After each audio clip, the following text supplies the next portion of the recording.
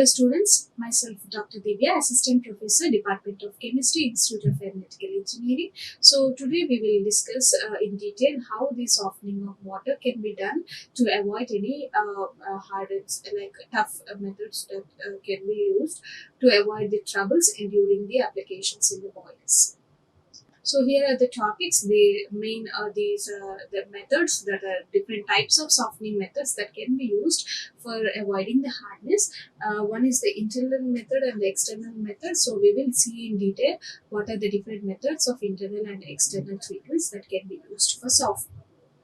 So softening of water, what is softening? Water softening is removal of calcium, magnesium and certain other metal ions in hard water.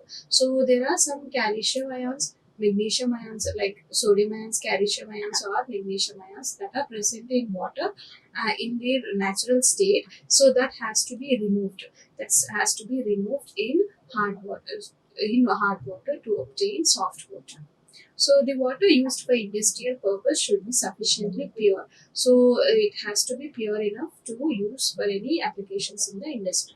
So it should therefore be free from hardness causing salts like calcium and magnesium ions. Calcium or magnesium ions. Then the process of removing this hardness producing salts from water is nothing but softening. So this process is called softening. Soft. It means it reduces the hardness. It reduces the hardness. So there are different types of methods that are used for softening the water. So treatment of boiler water with external and internal treatments. External and internal treatment. So in external treatment again, so soda process, then zeolite process, then ion exchange process. Soda lime, zeolite, and ion exchange process. These are some of the external treatments that are done to the water before they are feeded to the boiler. The internal treatment is nothing but there are some chemicals that are used to add. Chemicals are added added to the water in boiler. So that is nothing but the internal treatment. Internally, we are adding some chemicals. So what happens in the internal treatment? Colloidal conditioning. So this is one of the type of internal treatment that is used for the softening of water. So in low pressure boilers, there can be we can add some organic substances. So these organic substances can be added like kerosene, tannin or agar agar. So these are some of the organic substances examples that can be used for colloidal conditioning. What is colloidal? It forms a colloidal solution. So dispersed phase or the organic matter, organic substance is nothing but dispersed phase. Any colloidal solution contains a dispersed phase and the dispersion medium. So organic substance will be acting as a dispersed phase and the dispersion medium is the water. So as soon as we add these organic substances, organics, then it forms colloidal solution. Colloidal solution. So these are the organic substances that are in water, and this is water. Water. Dispersion medium or water. So what will happen? These will coat and stick to the coat on the scale and yield non-sticky or loose deposits as like sludge, and that can be removed by blow down operation. So what happens as soon as we add this organic substances to the water, then it will coat the scale and form is it will be dissolving. It is like it will form a loose precipitate like sludge that can be removed by blow down operation. So this is one of the method that can be used for removing the sludge or the scales using colloidal condition of that particular water. The other method is the phosphate conditioning. So what is a phosphate conditioning? It is nothing but we use phosphates. So in high pressure boilers, what happens in high pressure boilers? We add sodium phosphate. We add sodium phosphate to the water. So what happens? The calcium chloride, if it is present, will react with sodium phosphate and convert to calcium phosphate and sodium chloride. This is an equation that chemical reaction that takes place upon adding sodium phosphate. Sodium phosphate. So, depending on the alkalinity or the conditions, we use different phosphates. So, sodium dihydrogen phosphate, when do we use? When it is acidic in nature, when the water is acidic in nature.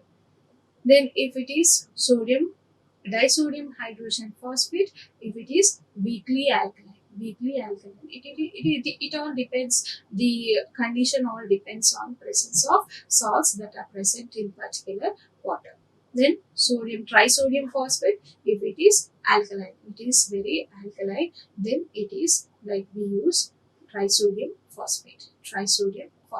So what happens, as soon as we add, it will be decreased. So depending on the nature of sodium, there is an action that takes place and reduces alkalinity alkalinity of that particular water So if it is really acidic, it becomes alkaline. If it is we generally don't use acidic water, so therefore we use sodium hydrogen dihydrogen phosphate as a phosphate that can be employed in conditioning that particular water. Then the other one is the Calgon conditioning. It prevents the scale and sludge formation by forming soluble complex compound with calcium sulfate. For example, if we have calcium sulfate, what happens? This is the Calgon structure.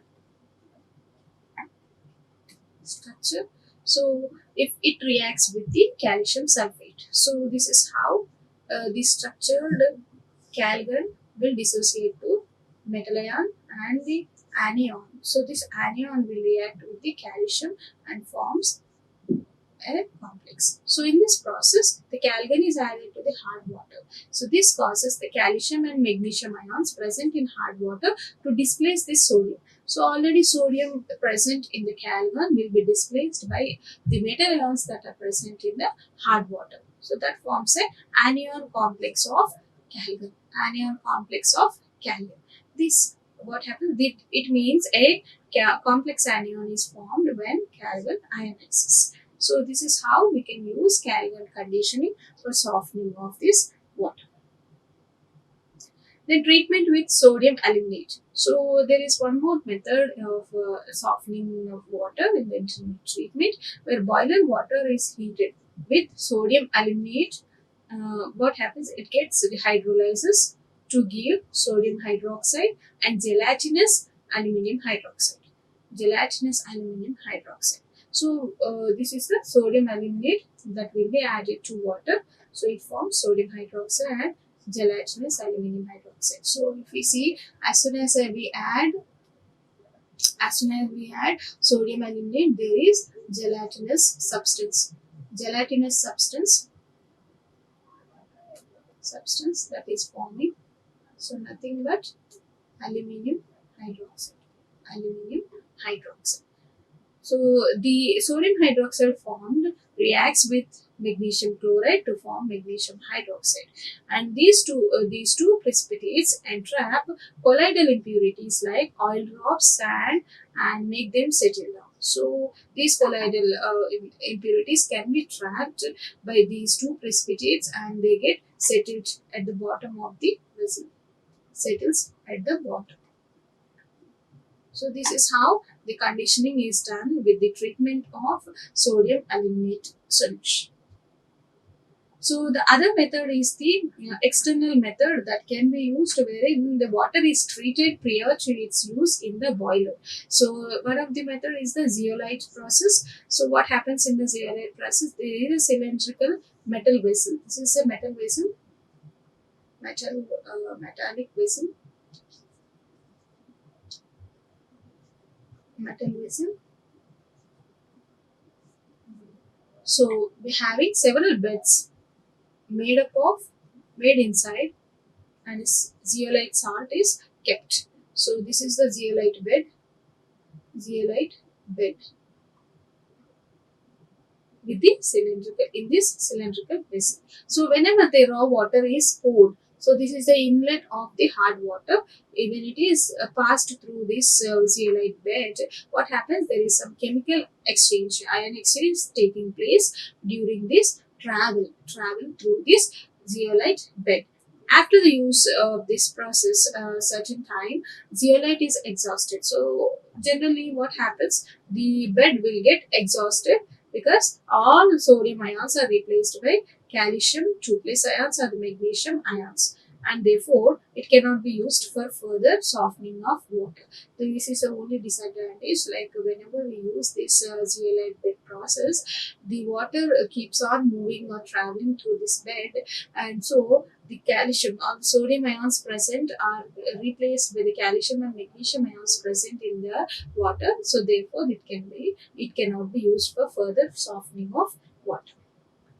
So this is the chemical reaction that takes place. Sodium zeolite, this is how it is represented, and upon these hardness causing substances, upon reaction with hardness causing substances like calcium chloride, calcium sulfate, or calcium bicarbonate, it forms calcium zeolite. So this is how it will be replacing the sodium ions. So the exhausted zeolite can be regenerated. So whenever we want to use it again, we have to regenerate the zeolite that is present as a bed or reactivated by heating it brine solution. What is brine solution? 10% NaCl that is used for the regeneration of zeolite bed or reactivating. So it is done by heating. So we have to just heat in sodium chloride solution. So the calcium or the magnesium ions, what happens? This calcium or the magnesium ions present along with zeolite, that is the replaced ions, on heating with sodium chloride, it will be there is a scope for adding sodium chloride. We are giving excess sodium chloride to the bed that is exhausted, so it forms again zeolite bed with sodium ions, and the calcium chloride and magnesium chloride can be removed. So this is how we regenerate the zeolite bed. So exhausted zeolite on washing with cold water. This is one more method. Like calcium and magnesium ions can be removed and regenerate the zeolite using cold water, which can be reused. So these are some methods used for the regeneration of zeolite bed that can be used for further softening of that particular water. Then what are the main advantages of this method? Like hardness of water is removed. It is up to 10 ppm in the soft water obtained by this process. So the water that is obtained will be like hardness will be around 10 ppm. So it is easy to operate and it occupies less space, and sludge or scale is not formed. With this water, no sludge or scale can be formed, and this process can be made automatic or continuous, and it is very cheap, and since regenerated permitted is again used. So as it can be regenerated, it is one of the advantage of that process to be used. What are the disadvantages? In GLA process, the sodium ions replaces the uh, calcium or magnesium ions. So these sodium ions get replaced by calcium or magnesium ions. So the soft water obtained by this process have excess sodium ions. So these water that whatever is coming as a soft water will have excess sodium ions. So if hard water containing acid destroys the bed. So if for example, our hard water is acidic in nature, then it damages the zeolite bed. Zeolite bed. So this is one of the disadvantage of this process. So the turbidity suspended particles present in water will block the pores of zeolite. So if there is some suspended particles, the bed can be blocked due to those substances that accumulate in the pores. So bicarbonate and carbonate ions present in water are converted as sodium salts, resulting in the alkalinity of water. That is what we have already discussed. It will increase the alkalinity of water. The colored ions like manganese or iron cannot be removed by this process. It will only exchange the calcium and magnesium ions. So therefore, uh, manganese or iron will be as such in the water. So it will impart some color to the water. Thank you. Like, share, and subscribe. Hit the bell icon for more updates.